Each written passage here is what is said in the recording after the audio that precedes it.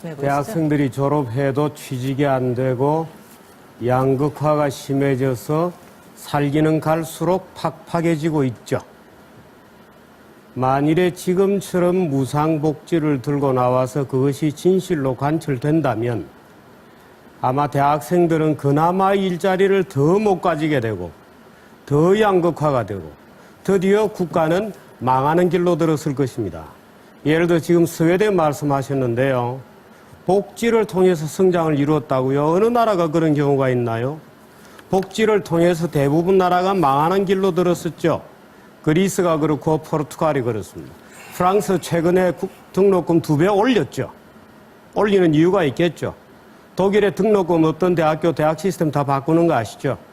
스웨덴의 국민들이 몇 명이나 되죠? 스웨덴 국민이 몇 명인지 아시나요? 900만 명밖에 되지 않습니다. 서울보다 작은 아주 자그마한 나라죠. 노벨이라는 사람이 태어나서 전 세계 돈을 다 끌어모았던 나라고 철강성, 목재, 늘린 게 자원인 나라입니다.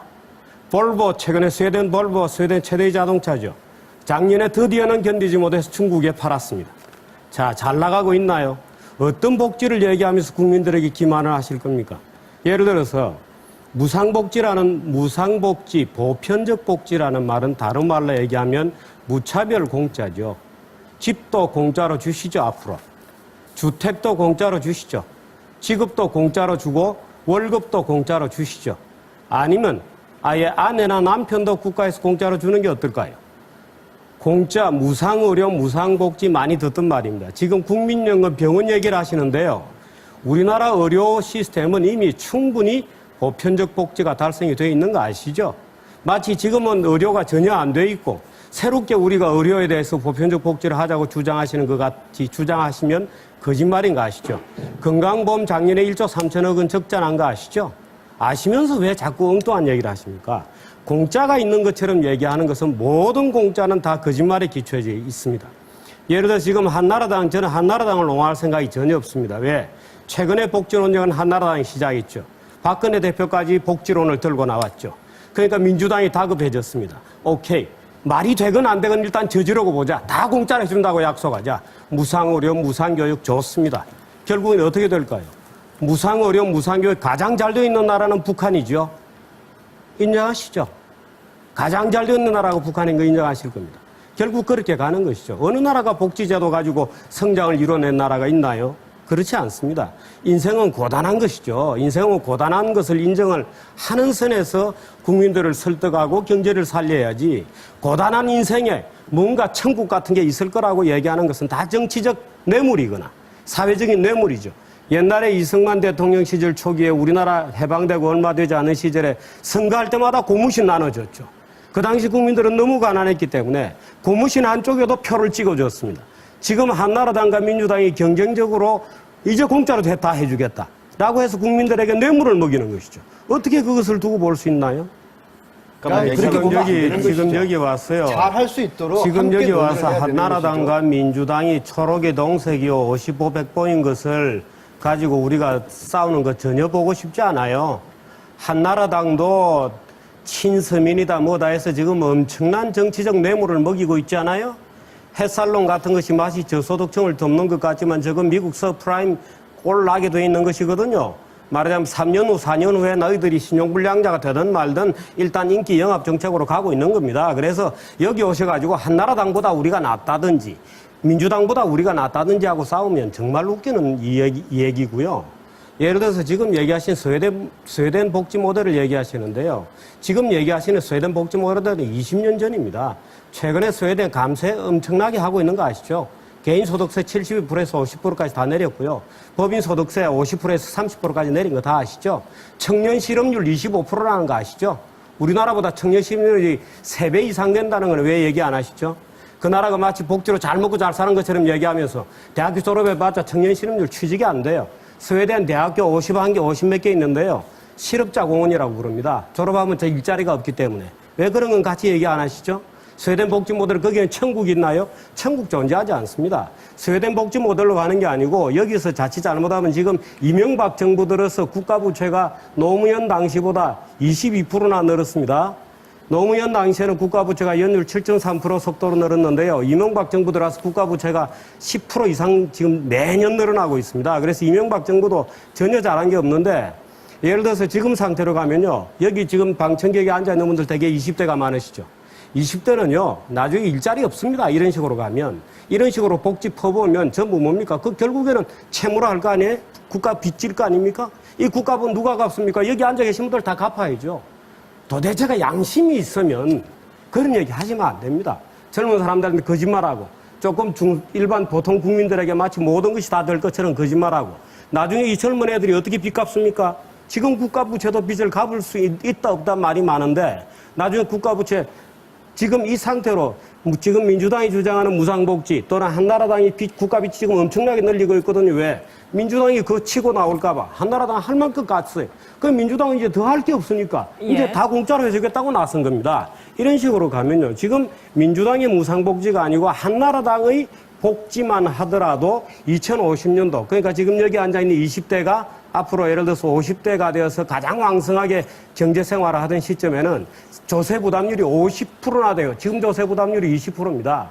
조세 부담률 50% 돼요. 일자리 없습니다. 예, 아니잖아요. 복지정책 전반이 예를 지금뿐만 들면, 아니라 앞으로도 문제지 않습니까? 예를 들면 우리가 4대강 하지 말고 뭐 이런 거 저런 거 줄이면 학생들에 대해서 지금은 부모들이 부양할 밥을 해 먹일 수 없는 아이들에게만 무상급식이지만 그 아이들이 자기는 부모가 할 수 없어서 자기만 혜택을 받는다는 것이 미안스러움으로 또는 굴욕감으로 작용하므로 아예 밥을 다 주자. 가능하죠. 예를 들어서 이것저것 몇 개 줄이면 가능할 겁니다. 그런데 지금 이제 무상급식으로 재미를 좀 봤죠. 그래서 무상의료, 뭐 무상주택 이렇게 이제 나가는 시리즈가 지금 나오고 있는데요. 그래서 지금 16조다 하는 계산은 아마 민주당 스스로도 굉장히 낯뜨거운 계산이라는 것은 며칠 전에 의원총회에서 다 드러났죠. 지금 세계잉여금을 조금 줄이고 세계잉여금이 1조 6천 얼마씩 나오는데 세계잉여금 줄이면 공무원 임금 동결해야 되죠. 지금 세계잉여금 가지고 공무원 임금 조금씩 올려주고 있거든요. 감세 정책을 처리하면 우리나라가 세계에서 세금이 가장 비싼 나라가 됩니다. 세금이 가장 비싸지면 어떤 결과가 초래될지는 잘 아시죠? 조세감면 축소를 줄이게 되면 또는 근보개혁을 해서 4조 얼마, 근보개혁 되었나요? 노무현 정부 때는 뭐 했죠? 왜 개혁이 안 되죠? 이유가 있을 겁니다. 안 되는 걸 하겠다고 지금 계속 써놓고 있는 겁니다.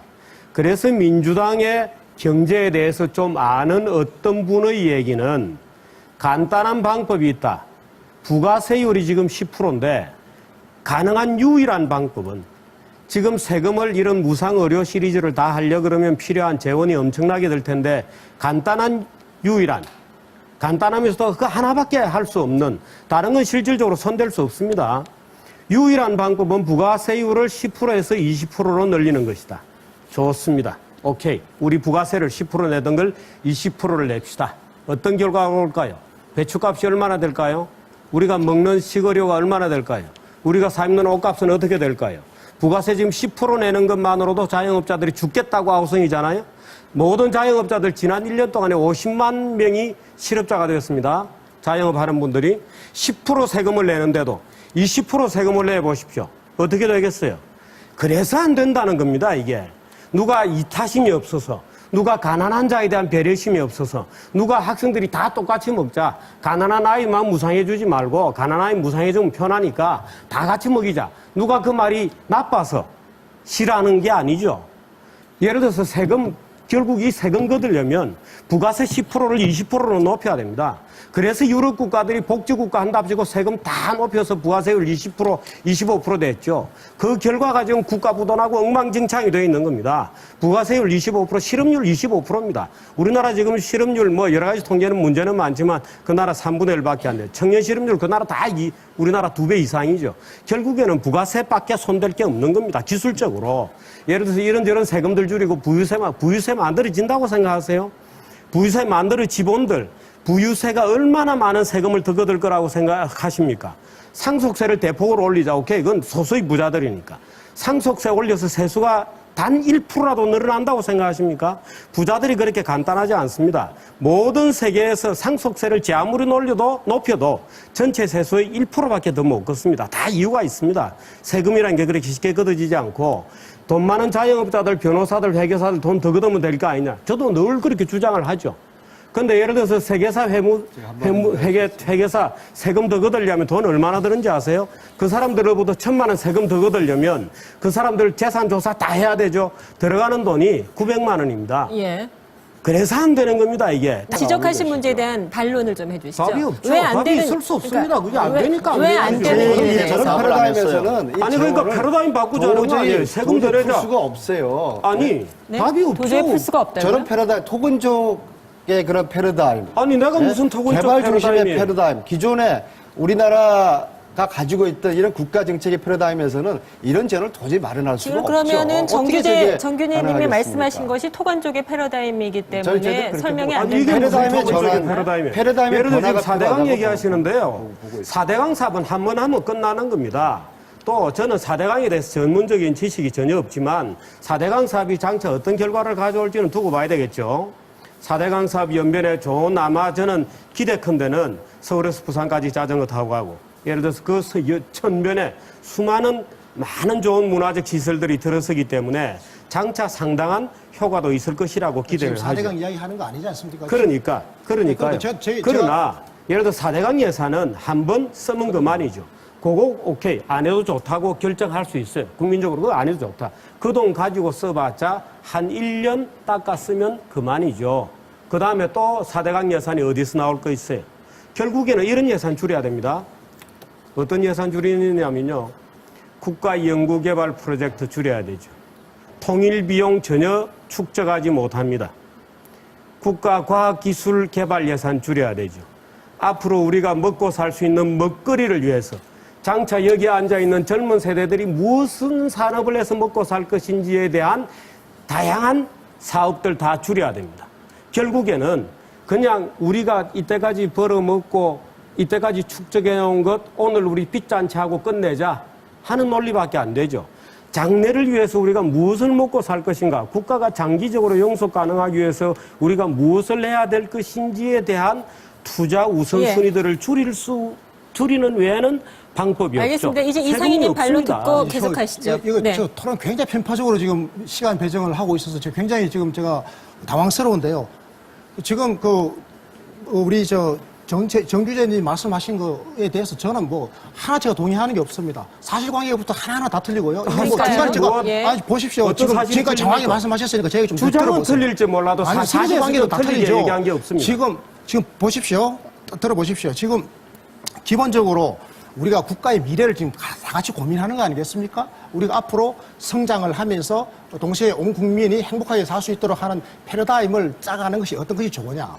그러면 기존에 우리 대한민국이 이대로 지금 방식대로 성장을 해가는 것이 좋고 이대로 자녀적 복지, 선별적 복지, 아주 시장에서 탈락한 가난한 사람들에게만 일부 복지를 주는 이 야만적인 상태를 계속 가져가는 게 좋으냐.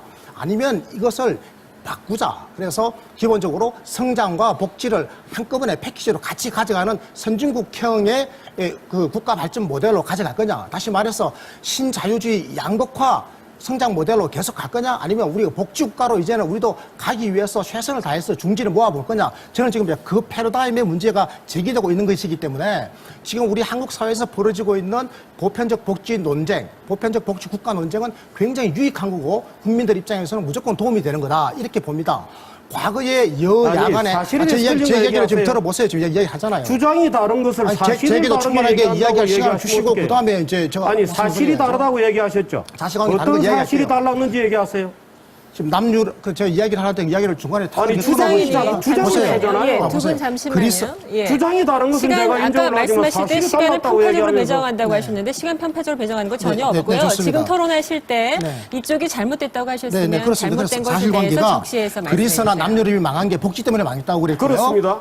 그런데 그리스나 남유럽이 망한 게 복지 때문에 망한 게 아닙니다. 어떤 요인 때문에 망했죠? 복지가 때문에 망한 게 아니고요. 그건 여러 가지 종합적인 요인이고요. 저희들이 지금 하고자 하는 복지, 지금 민주당에서 이야기했던 그 무상 소위 말하는 복지 패키지라고 하는 것은 사람이 태어나서 사망할 때까지 일생을 살아가면서 누구나 반드시 필요로 하는 서비스들입니다. 태어나면 출산 서비스가 필요하고 보육, 교육, 그다음에 아프면 어르신들을 돌봐줘야 되는 의료, 이런 것들은요, 누구나 반드시 필요로 하는 사회 서비스이고, 이 사회 서비스는 굉장히 많은 일자리를 만들어내는 것이고, 또 사회 서비스를 통해서 사람의 질이 높아지고, 사람이 똑똑해지기 때문에 인적 자본의 수준이 높아지는 겁니다. 그래서 유럽 선진국들은 기본적으로 사회 서비스에 대해서 보편적으로 투자하는 이런 노력은 누구나 해왔던 거고요. 이런 노력을 비교적 잘한 나라들이 북유럽이고, 또 중부 유럽이고, 그리고 이런 노력들을 제일 못한 나라들이 남유럽 국가들이고, 대표적으로 그리스 같은 나라, 이태리, 스페인 같은 나라들이 그런 나라들입니다. 복지를 안 했다 이거죠. 복지를 하긴 했지만은 돈 나눠주는 복지를 많이 했는데 거기는요, 국민연금이라든지 실업급여는 굉장히 후합니다. 그 대신에 지금 하려고 하는 교육이라든지 의료 서비스라든지 노인요양 서비스 같은, 그리고 가족 서비스, 아동 서비스, 무상 보육 이런 데 대한 투자가 굉장히 적어서 실제로 남유럽 여성들은 가정에서 애 보고 어른들 돌보는 일에 굉장히 많이 종사하고 있어서 가족 복지에 많이 의존을 하는 우리나라와 비슷한 지금 아주 후진적 복지 행태입니다. 그런 것들 다 따져보셔야지 무조건 복지비 비용이 우리보다 많다라고 해서 그게 잘못됐다 이렇게 이야기하고 그것 때문에 나라 망했다라고 이야기하는 것은 굉장히 그거는 오버하는 거다라고 제가 말씀을 드린 거고요. 그리고 아니, 저는 제가 얘기한 보십시오. 제가 지금 사실과 다르다는 거 얘기해 사실과 보세요. 다르죠. 지금 우리나라 제가 말씀드렸지 않습니까? 아까 사실과 다르다고 아니 얘기했던 거. 그것은 주장이 다른 것이고요. 저는 전혀 그렇게 주장하지 않았거든요. 스웨덴의 실업률이 우리보다 더 높다라는 데 대해서 저는 동의하지 않고 있고요. 25%입니다. 스웨덴 실업률이. 팩트를 청년 그렇게 실업률이 모르시고 그러면 25%예요. 어떻게 해요? 아이고. 아니 스웨덴 우리나라도 그런 식으로 따지면요. 우리나라 그런 식으로 따 따지면 25% 넘습니다. 아이, 참. 계산을 그렇게 하시면 안 되죠. 그런 식이라니요. 제가 이 문제를 좀 교수님, 정리를 제가 한번 해볼게요. 하나 여쭤볼게요. 우리 이렇게 서로가 말이 확인하고 되는 가는 걸로 사실을 얘기해야지. 한번 해보십시다. 지금요, 지금 계속, 얘기하실 자꾸 때. 자기 얘기만 하니까 네. 디베이트가 안 되는 거예요. 제가 아까 안민석 의원한테 제가 민주당에서는 지금 4가지 복지를 하는데 16조 든다고 그랬어요. 그런데 제가 무상의료 부분과 관련해서는 제가 정확하게 계산이 안 돼요. 그러나 제가 좀 잘 안다고 하는 무상급식 분야와 관련해서는 지금 1조만 추가로 든다고 얘기했는데 1조 가지고 안 되잖아요. 1조 가지고 할 것 같으면은. 잠시만요. 아까 그 얘기 다 나왔던 건데요. 근데 그 답을 안 해주잖아요. 잠시만요. 답 드릴게요. 잠시만요. 그거 얘기 다 나왔었던 건데 지금 한나라당과 민주당에서는 내가 아는 얘기, 내가 준비할 수 있는 얘기, 내가 강한 얘기만 서로 하려고 하시는 거예요. 그거 하지 마시고요. 이제 예를 들어서 아까 정 기자님 말씀하신 거에서 지적이 나오셨잖아요. 왜 안 되는지. 그러면 왜 되는지를 말씀해 주셔야 되지 저희가 않을까요? 왜 되는지를, 예. 왜 되는지를 아까 이야기해드릴게요. 말씀 나오신 것 중에서 말씀해 그러니까요. 주십시오. 제가 예. 이렇게 설명드릴게요. 태어났어요. 우리가 사람이 태어나죠? 네. 그러면 사람은 누구나 인권이라는 걸 가지고 태어납니다. 그 인권 중에서 굉장히 중요한 부분이 사회권적 기본권입니다. 그 우리 헌법에도요, 사회권적 기본법을 지키라고 되어 있습니다. 그거를 이명박 대통령께서도 최소한 애 키우는 거 보육만큼은 무상교육 하시겠다고 공약까지 했지 않습니까? 저는 그 공약 나왔을 때 진짜 박수 보냈습니다. 그리고요, 보육뿐만 아니라 교육이라든지 의료라든지 이런 사회 서비스는 인간으로서 기본적인 인권에 해당되는 건데. 그러니까 그런 잠깐만요. 설명이나 원론적인 얘기 말고요. 왜 안 되고 왜 되는지 구체적인 얘기를 좀 해주시죠. 된다는 이야기를 하는 거죠. 아니 우리가 지금 여기 토론할 때요 앉아가지고 네. 누가 이타심이 많나 누가 자비심이 이타심이 많나 아니고 저는 그걸 가난한 하기 위해서는 사람들에 세금을 내야 된다고 배려심이 이야기하는 겁니다. 지금 이런 얘기를 하는 건 지금 아까 아니잖아요. 제가 말씀드렸잖아요. 공짜라고 하는 거 말씀하셨을 때 저는 세상에 공짜가 없다는 데 제가 동의했고요. 그리고 무상이라고 하는 것은 공짜로 그냥 누르는 것이 아니고 평소 때 세금을 내는 거다라고 이야기했고 그 세금은 부자는 많이 내는 겁니다. 제가 말씀드린 세금은 똑같이 내는 부가가치세가 알겠습니다. 아니고 예. 무진적이고 연대적인 세금이기 때문에 부자나 대기업 특히 상위 10%쯤에 해당되는 고자산가 우리나라 부자들 세금 정말 안 내고 있거든요. 우리 대기업들 돈 벌더라도 세금 정말 적게 내고 있습니다. 그래서 부자나 대기업들이 지금보다 세금을 더 내야 되는 겁니다. 그래서 저는 무진적이고도 사회 연대적인 정세를 통해서 재원을 마련하고 이 재원으로 우리 국가 시스템이 기본적으로 유지되는 데 필요한 최소한 인간으로서 태어나서 사망할 때까지 기본적인 사회권적 기본권을 누구나 향유할 수 있도록 해줘야 그 사회가 융통성이 강한 사회가 된다고 제가 보는 거죠. 사회적 기본권이 중요하다는 건 이제 우리 모두 다 아는데 그것을 어떻게, 어디까지, 어느 수준까지 이게 지금 답이 안 나오는 거예요. 혼자 정의를 예. 주장하시는데요. 잠시만요. 제가 말씀드릴게요. 지금 예. 세금에 대해서 얘기 드리면요. 우리나라 기업들이 내는 법인세, 특히 대기업들이 내는 법인세 비중을 잘 모르시는 모양이고요. 아, 잘합니다. 부자들이 세금을 안 낸다 그러는데요. 부자들이 예? 세금 제일 적게 내죠. 부자들이 어떻게 세금을 우리나라 적게냅니까? 부자들 한번 볼까요? 우리나라 부자들이 지금 근로자들 가지고 있는 중에요. 자산에 대한 세금을 우리나라 부자들만큼 적게 내는 나라가 어디 있습니까? 우리나라 자산 보유세 우리나라 전체 0.1% 세금 내고 중에 있죠. 근로자의 절반이 세금 안 내는 거 아시죠? 알고 있죠. 예. 맞습니다. 근로자의 절반 세금 안 내고 있죠. 누가 세금을 적게 냅니까? 근로자의 절반은 세금 낼래도 만일에 낼 게 없어서 부자들이 세금을 안 내면요. 월급을 직권만큼 주니까 낼 게 없어서 못 내는 겁니다. 안 내는 게 부자들이 아니고요. 세금을 안 내면 잠시만요. 부자들이 세금을 안 네, 내면 사회가 양극화되어 있다는 걸 국세청에 인정하셔야 돼요. 가서 얘기하세요. 정 국세청에 기자님. 가서 세금 안 내는 예. 자들을 포탈하라고 낼 돈이 얘기하세요. 없어서 못 낸다니까요. 이분 지금. 정 기자님 말씀하시죠. 사실 이 보편적 복지, 보편적 무상복지라는 정책이 들어가게 되면 진짜 복지가 필요한 분들에 대한 지원이 필연적으로 줄어들게 됩니다. 왜?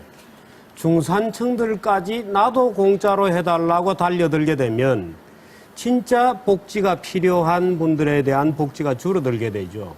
만일에 TV를 보시는 중산층 중에 무상복지를 찬성하는 분이 있다면 그분은 정말 양심불량입니다. 가난한 자들에게까지 갈 돈을 자기도 한 달에 끼어들자고 하는데 부진하지 않은 것이죠. 둘째는요. 문제는 이 복지가 잘못해서 병에 빠지면 아까 스웨덴 경우 얘기하시지만 그리스가 실패하고 포르투갈이 실패하고 대부분 남미 국가들이 실패하고 북유럽 국가들이 그나마 유지가 좀 되고 있는 이유는 다 있습니다만은 긴 얘기는 이미 시간이 다 됐고 결국에는 부가세 10%를 부가세율 20%로 끌어올리지 않으면 안 됩니다. 스웨덴 부가세율 25%이죠. 결국에는 부가세 10%를 부가세 20%로 올리는 과정에서 어떤 참담한 일이 벌어질지는 우리가 잘 알고 있을 테고 셋째는요. 국가 부채 가지고 복지하는 거는 여기 있는 젊은 세대들한테 외상지는 겁니다. 젊은 세대를 착취하는 거예요. 예, 알겠습니다. 그냥 늙은 세대는 열심히 일하고 끝나야지. 젊은 아이들 끝까지 미래 먹고 살 거 다 지금 땡겨서 착취하고 외상 끊고 있는 겁니다. 이 짓을 어떻게 용납을 할 수 있는지 저는 이해할 수 없습니다. 알겠습니다. 거기까지 듣겠습니다.